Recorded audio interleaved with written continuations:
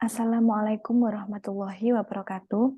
Selamat pagi Ibu, saya Dina Maharani Arumsari, mahasiswa PPG Pejabatan Universitas Negeri Semarang. Mohon izin Ibu, pada pagi hari ini saya akan mempresentasikan jurnal refleksi pada mata kuliah pembelajaran sosial emosional.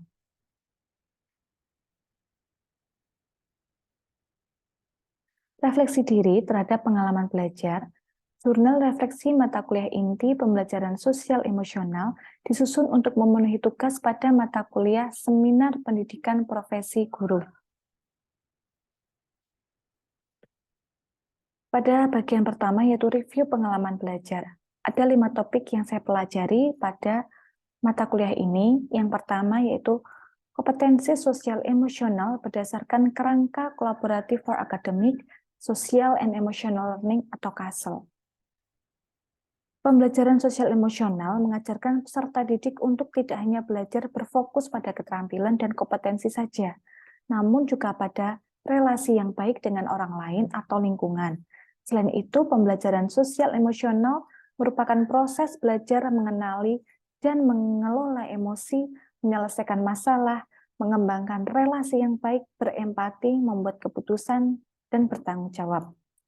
Pada topik 1 juga membahas mengenai komponen pembelajaran KASEL, yaitu ada self-awareness, self-management, responsible decision-making, kemudian social awareness, dan relationship skill. Dijelaskan pula bahwa pembelajaran KASEL dapat diajarkan secara rutin, terintegrasi dalam mata kuliah pelajaran tertentu, dan pada budaya atau aturan sekolah. Tapi yang kedua, kami mempelajari tentang peran guru sebagai teladan pembelajaran keterampilan sosial emosional, yaitu ada empati, compassion, mindfulness, dan critical inquiry. Pada teknik yang dilakukan dalam menerapkan pembelajaran sosial emosional ini, diantaranya juga ada teknik STOP, yaitu S, stop, T, take a deep breath, O, obs, dan P, proses. Pembelajaran sosial emosional berbasis mindfulness, identifikasi perasaan, baik secara lisan ataupun tulis dalam bentuk jurnal diri, membuat puisi, membuat kolase, memeriksa perasaan diri, menuliskan ucapan terima kasih, bisa dalam bentuk surat yang ditujukan kepada orang terdekat atau orang lain. Kemudian, dalam mengidentifikasi emosi, dapat dilakukan dengan dipimpin guru secara lisan dengan beragam teknik. Mindfulness yang biasanya diterapkan pada kelas rendah yaitu dengan mencari teman baru, mengenal situasi menantang, menyadari kondisi tubuh atau body scanning. Kegiatan menulis surat, kegiatan bermain peran secara aktif, atau kegiatan menulis pengalaman dalam diskusi kelompok. Ada 4 manfaat dari empati di dalam diri dalam ranah sosial, yaitu yang pertama adalah seseorang yang mampu dengan baik mengambil perspektif dan melihat memahami perasaan diri dari sudut pandang orang lain akan membantu menjauhkannya dari konflik sosial. Yang kedua, empati cenderung menghasilkan komunikasi yang lebih baik, lebih akurat, dan lebih konstruktif. Yang ketiga, empati menjadikan seseorang lebih baik budi pekertinya, perhatian, dan cenderung bijaksana. Yang keempat, mampu mengevaluasi hubungan secara lebih positif dengan cara mengekspresikan pertemanan secara baik. Lalu, rasa welas asih juga harus ditumbuhkan sejak dini. Namun, welas asih sebagai guru, rasa welas asih harus diterapkan kepada guru tersebut dulu sebelum guru memberikan atau menumbuhkannya kepada peserta didik. Welas asih ini diperlukan ketika guru merancang pembelajaran, memberlakukan pilihan pedagogis, memilih kurikulum, dan membentuk pendekatan penilaian. Lalu yang topik ketiga adalah experiential learning. Experiential learning adalah proses yang melibatkan konstruksi pengetahuan di mana guru sebagai agen harus kreatif dan juga harus bisa mendorong kreativitas peserta didik. Ada 4 tahapan dalam experiential learning, yaitu concrete experience, yaitu siswa melibatkan sepenuhnya dalam pengalaman pengutamaannya adalah feeling atau perasaan. Yang kedua, refleksi observation, yaitu siswa mengobservasi dan merefleksikan atau memikirkan pengalaman dari berbagai segi. Pengutamaannya adalah watching atau mengamati. Lalu yang ketiga adalah abstract conceptualization, yaitu siswa menciptakan konsep yang mengintegrasikan observasinya menjadi teori yang sehat. Pengutamaannya adalah thinking atau berpikir. Yang keempat adalah active experimentation, yaitu siswa menggunakan teori untuk memecahkan masalah dan mengambil keputusan. Pengutamaannya adalah doing atau berbuat. Topik 4, experiential learning untuk pembelajaran emosional. Pada topik 3, kita sudah memahami adanya 4 siklus pembelajaran dari COP, yaitu mengalami, refleksi, berpikir, dan melakukan. Berdasarkan siklus pembelajaran tersebut, COP kemudian mengidentifikasinya menjadi beberapa gaya belajar. Yang pertama ada divergen, kedua asimilasi, ketiga konvergen, dan keempat adalah akomodasi. Selain itu juga terdapat teori ekologi dari Brun van Brenner yang membagi lingkungannya menjadi beberapa lapisan. Ada mikrosistem, mesosistem, ekosistem, dan makrosistem. Kemudian yang topik kelima adalah school well-being, yaitu kondisi di mana individu dapat memenuhi kebutuhan dasarnya baik material ataupun non-material di sekolah yang terdiri dari 4 dimensi, yaitu having atau kondisi situasi sekolah, kedua loving yaitu mengarah pada hubungan sosial, ketiga being yaitu pemenuhan diri, dan keempat adalah health yaitu kesehatan peserta didik dan guru secara umum. Ada faktor yang mempengaruhi school well-being. Faktor pertama adalah stres pada guru, dapat mempengaruhi kesejahteraan sekolah, khususnya peserta didik. Faktor yang kedua, kemampuan memahami orang lain, dalam hal ini bagaimana kemampuan sosial emosionalnya. Terdapat 4 iklim atau situasi yang terjadi pada ruang kelas, yaitu high control low warm, high control high warm, low control high warm, low control low warm.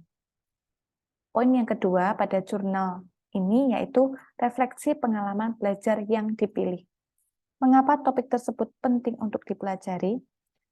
Semua topik tentunya penting untuk dipelajari. Karena dalam mata kuliah pembelajaran sosial emosional, kita mempelajari hal-hal yang berkaitan dengan mental dan psikis guru serta peserta didik. Dari topik ini semua terkhusus pada topik yang kedua, yaitu tentang peran guru sebagai teladan pembelajaran keterampilan sosial emosional. Topik ini sangat penting karena sebagai guru harus paham dengan pengelolaan sosial emosional peserta didik. Guru mempunyai peran yang sangat penting dalam pembelajaran, terutama dalam hal ini adalah sosial emosionalnya. Guru yang baik dapat memberikan contoh dalam bersikap dan mengelola emosi. Guru harus bisa memahami masing-masing personal peserta didik yang baik agar bisa menerapkan pembelajaran yang sesuai dengan karakteristik peserta didiknya. Lalu, bagaimana saya mempelajari topik yang ada pada mata kuliah tersebut? Sama halnya seperti pada mata kuliah yang lain, cara mempelajarinya yaitu mengikuti kegiatan perkuliahan dengan dosen. Selain itu juga melalui LMS, belajar melalui video di YouTube, berdiskusi kelompok, dan bertukar pikiran dengan teman sejawat. Apakah strategi yang diimplementasikan dalam mempelajari topik tersebut penting bagi saya? Mengapa? Ya, sangat penting mempelajari setiap topik pada mata kuliah pembelajaran sosial emosional, karena mengajarkan saya kepada kepedulian serta belajar tentang emosi di mana sangat berpengaruh terhadap proses pembelajaran. Emosi juga dapat mempengaruhi suasana belajar, sehingga proses pembelajaran di kelas harus didesain yang menyenangkan dan kondusif. Poin yang ketiga adalah analisis artefak pembelajaran. Pada bagian topik pertama, bagian aksi nyata, saya membuat tugas modul ajar IPAS pada kelas 4 semester 2. Lalu pada topik yang kedua, pada bagian aksi nyata, saya mengunggah tugas modul ajar dengan pendekatan PSE atau pembelajaran sosial emosional. Lalu pada topik yang ketiga, yaitu pada bagian aksi nyata, mengunggah tugas juga membuat modul ajar tentang pendekatan PSE. Jadi modul ajar ini mulai dari topik pertama, kedua, hingga ketiga selalu berkaitan. Topik yang keempat adalah experiential learning untuk pembelajaran emosional. Di sini saya mengisi tabel tentang lembar kerja rancangan aksi nyata. Tabel tersebut berisi tentang rencana sesuai dengan apa yang telah didemonstrasikan, bagaimana aplikasinya, dan hambatan serta tantangan yang dihadapi. Topik yang kelima yaitu school well-being. Kami di sini mengisi tabel pada panduan koneksi antar materi yang berisi tentang cara membuat kelas menjadi lebih aktif dan peserta didik mau terlibat dalam pembelajaran. Di sini kami juga mengunggah infografis tentang school well-being. Poin yang keempat atau terakhir yaitu pembelajaran bermakna. Bagaimana saya akan menggunakan apa yang sudah dipelajari untuk memperbaiki diri sebagai individu dan sebagai guru, serta membawa perubahan terhadap siswa. Saya akan menggunakan apa yang sudah saya pelajari untuk memperbaiki diri saya sebagai individu, yaitu saya akan belajar lebih sabar dan mengendalikan emosi pada saat proses pembelajaran di saat kondisi kelas ramai. Saya akan berhenti sejenak untuk menenangkan diri dengan mengambil nafas. Saya juga akan belajar untuk lebih peduli kepada peserta didik dengan mengetahui perasaan yang sedang dialami peserta didik, sehingga saya dapat memberikan treatment yang sesuai dengan keadaan peserta didik, sehingga peserta didik bisa belajar dengan nyaman. Kemudian saya juga akan menggunakan apa yang sudah saya pelajari untuk memperbaiki diri saya sebagai pendidik atau sebagai guru, yaitu saya akan menerapkan sosial emosional di dalam proses pembelajaran. Dengan begitu, diharapkan akan timbul kesadaran diri, manajemen diri, pengambilan keputusan yang bertanggung jawab, kesadaran sosial, dan keterampilan sosial yang baik untuk saya sebagai guru dan peserta didik. Demikian presentasi tentang pembelajaran sosial emosional. Saya mohon maaf jika banyak kekurangannya. Saya mohon bimbingannya Ibu, semoga apa yang saya sampaikan bisa bermanfaat. Wassalamualaikum warahmatullahi wabarakatuh. Terima kasih.